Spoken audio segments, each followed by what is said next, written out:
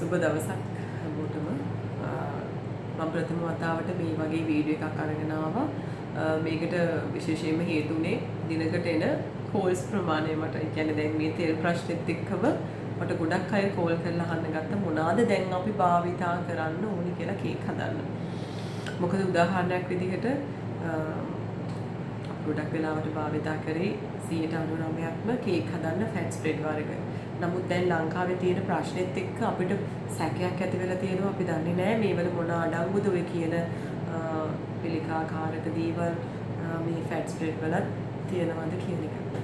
ඉතින් මම හිතන්නේ ලංකාවේ අවශ්‍ය බලධාරීන් ඒ ගැන නිගමනයකට එන්න කලින් අපිට නිගමනයකට එන්න පුළුවන් නම් මේක අපේ ශරීරයට හිත කරයි කියලා මම හිතන්නේ අපිට ඒකෙන් ඉවත් වෙන්න පුළුවන්. බලධාරීන් ඒක තහනම් කරනකම් ඉන්න අවශ්‍ය නැහැ. අපි දැන් වෙලා තියෙන්නේ මොනතරම් අහිතකර දේ වුණත් අපි මිලදී ගන්නවා නම් ඒක යලි නිෂ්පාදනය වෙනවා. ඉතින් ඒක නතර කරන්න නම් අපි කරන්න ඕනේ නිෂ්පාදනය කරන එක නතර කරන එක. ඒ කියන්නේ අපි මිලදී ගන්න එක නතර කරන එක. ඉතින් යම් කිසි තාක් දුරකට අපි කලිනුත් දැනගෙන හිටියා මේක දශම ප්‍රමාණයකින් හෝ මේක ශරීරයට අහිත කරයි කියන එක. ඉතින් ශරීරයට හිත කර මම නම් මේක හැම අවස්ථාවකදීම කියපු දෙයක් ශරීරයට හිත කර දේ තමයි බටර් වලින් කේක් හදන එක. ඉතින් මේක අපිට හම්බෙච්ච හොඳ අවස්ථාවක්. මොකද ප්‍රධාන හේතුව අපිට කිරිපිටි වල ශරීරයට අහිත කර දේවල් තියෙනවා කියලා කිව්වා. ඒ වගේම තව ගොඩක් දේවල් ඔය විදිහට ගොඩාක් කියන්න පුළුවන්. Facebook එක ගත්තාම දවසට එකක් හෝ දෙකක් අනිවාර්යයෙන්ම තියෙනවා මේවා ශරීරයට අහිත කරයි. කුකුල් මස් හොඳ නැහැ, යෝගට් හොඳ නැහැ, කුඩු බඩු හොඳ නැහැ. නමුත් ඔක කොයිතරම් දුරට ඔක තහනම් වේද කියන එක අපි දන්නේ නැහැ. අපි මම දන්න තරමින් ගොඩක් දේවල් එහෙම තහනම් වෙලත් නැහැ. නමුත් සාමාන්‍ය විදිහට යනවා නේද? එක ලොකු කම්පැනිස් මම දන්නේ නැහැ. ඉතින් ඒවැ වටේ ඉන්නේ කවුද? ඒක අපි ඒක හොය ඉන්න අවශ්‍ය නැහැ. මහන්සි වෙන්න අවශ්‍ය නැහැ. එක පෝස්ට් ෂෙයා කර ඉන්න අවශ්‍ය නැහැ. අපි හදවතින් තීරණයක් ගත්තොත් මේ දේ අපිට හරියන්නේ නැහැ. මේ දේ ශරීරයට අහිත කරයි. මේ දේ මේන් පස්සේ අපි මිලදී ගන්නෙ නැහැ. ওই විදිහට හැමෝම හිතුවොත් මං හිතනවා ඔය සුපිරි වෙළඳ සැලවල් වලට එන ඔය විස සහිත නරක දේවල් ශරීරයට අහිත කර දේවල් මේ මුළු ලංකාවෙම අපිට අයින් කරලා දාන්න පුළුවන් කියලා. ඉතින් ඔබ ගැන ගොඩක් කතා කරන්න ගියොත් මට ගොඩක් කතා කරන්න පුළුවන්. නමුත් මම අද කතා කරන්නේ ෆැට් ස්ප්‍රෙඩ් ගැන. ඉතින් මම කේක් හදන අයට කියන්නේ දැන් ෆැට් ස්ප්‍රෙඩ් වර්ග නැහැ කියලා දැන් අපි දැනගත්තා. දැන් මෙතන පොඩි ප්‍රශ්නයක් තියෙනවා. ඉතින් අපි දන්නේ නැහැ මේවලත් මේ දේවල් අඩංගුයිද කියලා. නමුත් තාම ඒවා තහනම් වෙලා නැහැ. ඉතින් තහනම් වෙනකන් ඉන්නත් අවශ්‍ය නැහැ. පටන් ගන්න බටර් වලින් කේක් හදන්න.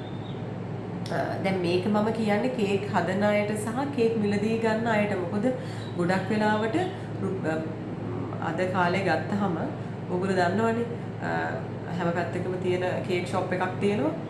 අපි දන්නේ නැහැ මොනවද දාලාද හදන්න කියලා. රුපියල් මං හිතන්නේ 300ට 350කට කේක් කිලෝ එක ගන්න පුළුවන්. ඉතින් ලංකාවේ ජීවත් වෙන අපි උදාහරණයක් විදිහට හිතන්න බටර් කේක් කිලෝ එකක් හදන්න මොන තරම් මුදලක් වැය වෙනවද? කොහොමද 350ට දෙන්නේ? ඕගොල්ලෝ නිකන් හිතලා ගාන හදලා බලන්නකෝ. බටර් වලට අපි හිතමුකෝ ෆැට් ස්ප්‍රෙඩ් ගත්තා කියලා. ෆැට් ස්ප්‍රෙඩ් එකට මෙච්චරයි. සීනි වලට මෙච්චරයි. පිටි වලට මෙච්චරයි. බිත්තර වලට මෙච්චරයි. එතකොට අනිකුත් දේවල් තව කොච්චර දේවල් දානවද? ඉලෙක්ට්‍රිසිටි බිල් එකක් යනවා, vanilla, baking powder, water bill එකක් යනවා. ඔය හැම දෙයක් ගත්තාම ඉතින් ඒගොල්ලෝ සේවක පඩිත් දෙනවා. එතකොට ඔය ඔහොම දීලා කොහොමද 350කට දෙන්නේ? එතකොට මේ තරම් දුරට ඔයාලා එක හිතුවද? අවුරුද්දට ගිහිල්ලා බලන්නකෝ පොලින් ඒව ගන්න. මොන තරම් ඕගොල්ලෝ දැන විස කනවා. නේ? දැන් සල්ලි දීලා වස කනවා කියන්නේ ඔකට තමයි. ඉතින් ඒක අපි තීරණය කරන්න ඕන දෙයක්. මම හිතන්නේ අපේ අය මොනවා හරි අඩුවට දෙනවා නම් එතන ගිහිල්ලා ඒක පොරකාගෙන ගන්න පටන් ගන්නවා. මේ මිනිස්සු ඒක කනත් එදක ඒක පුච්චන්න කියන එක කිසිම අදාළත්වයක් නැහැ. ටික දවසක් ඒ මොකක් හරි හේතුවක් නිසා ඒක වහලා තියෙනවා. ඊට පස්සේ ඉතින් මොනවා හරි කරගෙන කොහොම ඒගොල්ලෝ ආයි ඒක පටන් ගන්නවා. ඉතින් මේක නතර කරන්න ඕනේ අපි. මම කියන්නේ පටන් ගන්න බටර් වලින් කේක්ස් හදන්න. අපේ ලංකාවේ නිෂ්පාදනය වෙන බටර් වර්ග 3ක් තියෙනවා. පොත්පලේ, හයිලන්ඩ්, පැලවත්ත. මම දන්න තරමින් තව තියෙනවා. ඉතින් සමහරට මම දන්න තරමින් ওই තුන තියෙනවා. ඉතින් ඕගලන්ට ඕනම සුපිරි වෙළඳසැලකින් ওই තුන මිලදී ගන්න පුළුවන්. ওই බටර් ජාති තුන සාමාන්‍ය කඩවලක් තියෙනවා.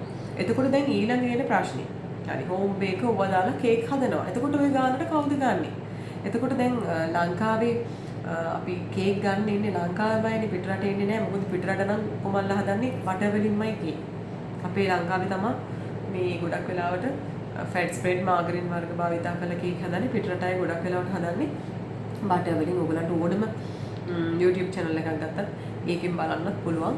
ඒගොල්ලෝ බටර් තමයි දාන්න කියන්නේ.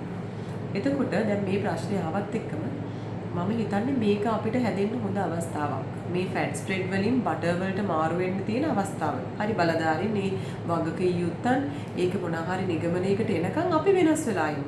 අපි තෝරගමු අපිට මේක ශරීරයට අහිත කරේ. දැන් අපි ගන්නකො අපේ ජීවිතේට අපිට ගැලපෙන්නේ නැති මිනිස්සු අපි පොඩක් ඈත් කරනවා. නේ ඉතින් ඒ වගේ තමයි මේක. දැන් අපි උදාහරණයක් විදිහට ගත්තාම බර්ත්ඩේ කේක් එකක් අපි හදන්නේ පුංචි දරුවෝ වෙනුවෙන් ගොඩක් වෙලාවට 99%ක්ම අපි බර්ත්ඩේ කේක්ස් හදන්නේ පුංචි බබාලට. එතකොට ඒ දරුවගේ උපන්දිනයේ දවසේ තව දරුවන්වත් ඒ හා සමාන වයසින් අයව ගෙන්නලා අම්මා කෙනෙක් පස කවනවට වැඩිය දැනද බටර් වලින් හදපු බටර් වලින් අයිසිං කරපු කේක් එකක් මිල වැඩියෙන් දීලා හරි අරගෙන දරුවන්ට දෙන්න පුළුවන් නම් හිත හදාගෙන දෙන්න පුළුවන් අම්මා කෙනෙක් විදිහට. අපි ඇඳුමක් ගන්න ගියාම මමත් අම්මා කෙනෙක්. ඉතින් අපි ඇඳුමක් ගන්න ගියත් අපි දරුවන්ට ගන්නේ රාස්නේ නැති ටිකක් දවස් භාවිතා කරන්න පුළුවන්.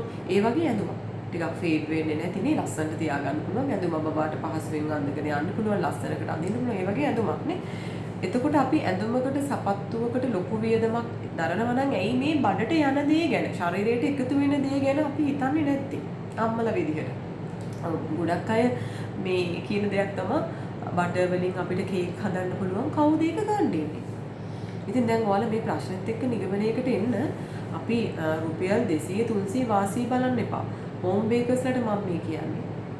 ඔයගොල්ලෝ කේක් එක හදන්න. සාමාන්‍යයෙන් උදාහරණයක් විදිහට බටර් කේක් එක ඔයගොල්ලෝ දීපු ගානට වඩා දැන් ඔයගොල්ලෝ ෆැට් ස්ප්‍රෙඩ් දාලානේ බටර් කේක් හැදුවේ. ඇත්තටම ෆැට් ස්ප්‍රෙඩ් දාලා හදනවා නම් ඒක බටර් කේක් කියන්නත් බෑ. මම ඒක කියලා තියෙනවා මීට කලින්.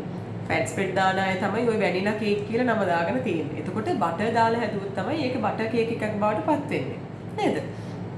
එතකොට ඔය දැන් ඔන්න ඔයගලන්ට බටර් කේක් කියන නමින්ම විකුණන්න පුළුවන් බටර් දාලා හදන.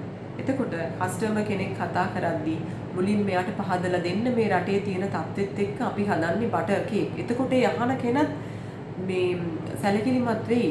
මොකද ලැජ්ජ වෙන්න ඕනේ කාරණාවක් මේ ඕගොල්ලෝ බටර් වලින් හදලා එයා කිව්වොත් ගාන වැඩි කියලා. ඇත්තට මෙයා මවක් විදිහට ලැජ්ජ වෙන්න ඕනේ. උදාහරණයක් විදිහට අපිට බර්ත්ඩේ කේක් එකක් සල්ලියක් මැද අඩුපාඩුවක්මක් තියෙනවා නම් වස කනවට වැඩිය හොඳයි බර්ත්ඩේ කේක් එකක් ගන්න නැතුව ඉන්නේ කොයි වස දාලා හදනවට වඩා.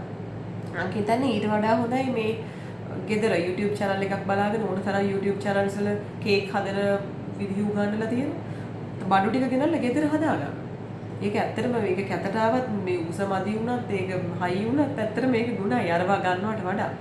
ඉතින් මං හිතන්නේ ඒකයි මෙච්චර කල් ගෙනාපු ප්‍රයිස් එකක් තියෙනවා. අපි උදාහරණයක් විදිහට අපි හිතමු මෙච්චර කල් ඕගොල්ලෝ ෆැට් ස්ප්‍රෙඩ් එකක් දාලා කේක් එකක් හදලා රුපියල් 800ට දුන්නා නම් ඕගොල්ලන්ට පුළුවන් හයිලන්ඩ් බටර් එකට හෝ ඒ අදාළ බටර් එක අපි හිතමු පැලවත්ත හෝ හයිලන්ඩ් හරි එහෙම නැත්නම් කොත්මලි හරි මම හිතන්නේ ඇංක දාලා නම් අපිට කරන්න අමාරුයි. මොකද ඒක ටිකක් දරන්න බැරි මුදලක් ඒකේ තියෙන ඒක දාලා ටිකක් කේක් හදන්න අපහසුයි. නමුත් ඉතින් කැමති කෙනෙක්ට දෙන්න පුළුවන්. නමුත් ඉතින් ඒකත් පිටරටින් එන එකක් ඇංක කියලා කියන්නේ. ඉතින් මම හිතන්නේ අපේ රටේ නිෂ්පාදනය වෙනවා නම් ඒකත් වාසනාවක් නේ. බටර් ಜಾති 3ක්ම තියෙනවා. නැත්තේ නෑනේ පිටරටින් ගෙන්නන්න වෙලා නෑ. අපේ රටේ ಜಾති 3ක්ම තියෙනවා බටර් වර්ග. ඉතින් අපිට ඔතනින් වෙනස් වෙන්න පුළුවන් නම් අම්මා කෙනෙක් විදිහට මම හිතන්නේ කස්ටමර් කෙනෙක් කතා කරද්දි මේක පැහැදිලි කරලා දෙන්න. අපි දැන් හදන්නේ ෆැට් ස්ප්‍රෙඩ් වලින් නෙමෙයි බටර් වලින් හදන්නේ. හොඳම දේ මම හිතන අභිමාණයෙන් කියන්න පුළුවන් වචන ටිකක්. බටර් වලින් හදන්නේ ඒකට මෙච්චර ප්‍රමාණයක් අපිට වැඩියෙන් යනවා. බටර් එකට යන ගාන. දැන් මෙච්චර කාලයක් ඕගොල්ලෝ බටර් කේක් එක විකුණුවේ රුපියල් 800ට නම් කිලෝ එක. වැඩිපුර අර හයිලන්ඩ් බටර් එකට යන ගාන විතරක් කස්ටමර්ගෙන් ගන්න. ඒකත් ඔයා කස්ටමර්ට දෙන උදව්වක්. ඒක ඩබල් කරන්න යන්න එපා. ඕගොල්ලන්ගේ බටර් එකට කොස්ට් වෙන්නේ තව රුපියල් 200ද 300ද ඒ 300 විතරක් කස්ටමර්ගෙන් ගන්න. එතකොට මම හිතන්නේ මේ දිනවල යන ප්‍රශ්නෙත් එක්ක යාලා මේ අමතරව මේ ආගිව් කරන්නේ කියලා. එහෙම නැත්නම් ඉතින් යාලා ගෙදර හදාගන්න එක ඊට වඩා හොඳයි. මොකද අපි දැනුවත්ව අපි දැන් මම හිතන්නේ දැන මිනිමරනවා වගේ වැඩක් තමයි මේ දැන් මේ තියෙන තත්ත්වෙත් එක්ක අපි ෆැට් ස්ප්‍රෙඩ් එකක් භාවිතා කරලා කේක් හදන්න කේක් හදලා දෙනවා කියන එක ඉතින් තීරණේ ඔබට බාරයි. මොකද අපි මොන හරි දෙයක් වෙච්ච ගමන් ඒක රජයත් එක්ක රජයට බයිනවා ඊට පස්සේ අවශ්‍ය බලධාරීන්ට බයිනවා. නමුත් වැරද්ද තියෙන්නේ අපේ. ඒවා මිලදී ගන්න නිසා තමයි ඒව නිෂ්පාදනය වෙන්නේ. ඉතින් අපි මිලදී ගන්න එක නතර කළා නම් මං හිතනවා ගොඩක් දුරට ඕක නිෂ්පාදනය වෙන එක වලකිනවා කියලා. දැන් උදාහරණයක් විදිහට අපේ ගමේ කේක් හදන්න දන්න කී දෙනෙක් ඇද්ද? ඇයි අපි නිකන් බොරුවට ගිහිල්ලා ඔය එක එක අඩුවට දෙන තැන් වලින් හෝ එක්ක වැඩියට දෙන පොෂ් තැන් වලින් කේක් අරගෙන එනවා. ඇයි එහෙම කරන්නේ? අපි ගමේ එහා ගෙදර හෝ මං හිතන්නේ දැන් කේක් ගමක් ගත්තාම කේක් හදන අය ගොඩක් ඉන්නවා. දැන් ගොඩක් අය ඉගෙනත් ගන්නවනේ. ඉගෙනගෙන ඔය හැමෝම පුංචි දෙයක් කරනවා. එක පැත්තකින් හෝම් බේකර් කෙනෙක් කේක් එකක් හදද්දි බිත්තරෙන් බිත්තරේ බලලා ඒක නරක වෙලාද?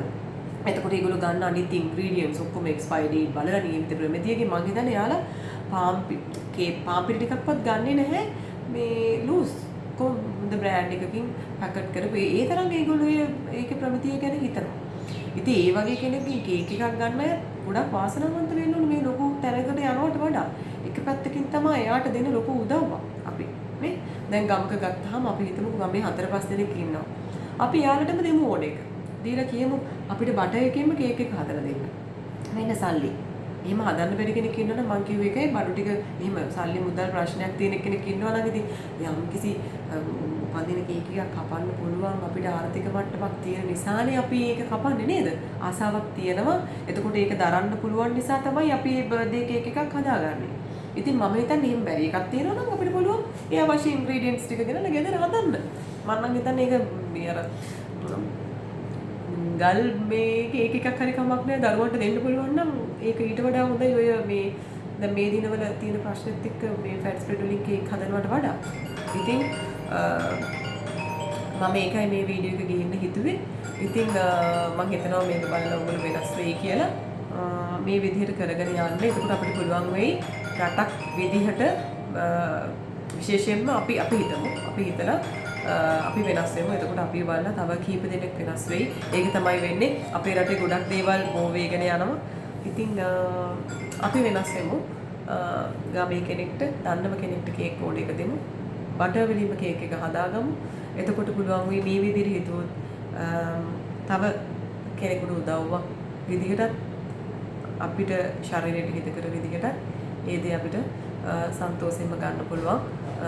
විශේෂයෙන්ම දැන් කුළු බඩුවක් වුණත් එහෙම අපිට ගමේ කීප දෙනෙක්ට කිව්වොත් එහෙම මොකද දැන් ගොඩක් කට්ටිය ඉන්නවනේ ලේඩීස් ලව ගත්තාම ගොඩක් අය ඉන්නවා හස්බන්ඩ් කරන් බිල් එකකින් හරි පොඩි සපෝට් එකක් දෙන්න පුළුවන් නම් ඒක ලොකු දෙයක් මේ යන ආර්ථික මට්ටමත් එක්ක. ඉතින් මේ වගේ පුංචි දෙයක් පටන් ගන්න පුළුවන් ගෙදර කුළු බඩු ගෙදර කොටලා ගමේ කඩේට දාන්න පුළුවන්. කිසිම ඒකට කල් තියාගන්න දෙයක් කිසිම කෘතිම දෙයක් දාන්න නැතුව ස්වාභාවික දේවල් වලින් හදලා. ඉතින් අපි වෙනස් කරගත්තොත් මම හිතනවා අපිට ජයග්‍රහණය කරන්න පුළුවන් කියලා. ඉතින්